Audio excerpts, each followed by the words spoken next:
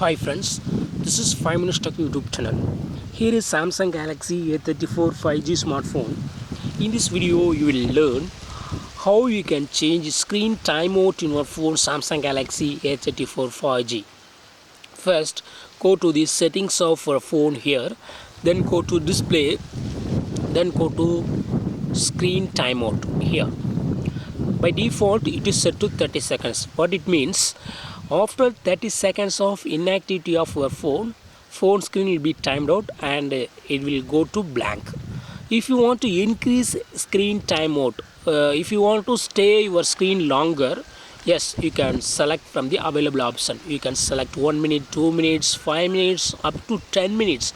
Maximum 10 minutes you can use. Okay.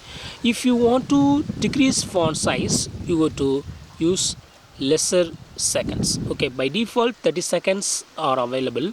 If you want to use below 30 seconds, only one option 15 seconds is available. Just select the first option and see the changes. Now I show how it works. Okay, see here, after 15 seconds of inactivity of my phone screen will be automatically timed out and it will go blank. See here, yes, 15 seconds reached and it goes blank.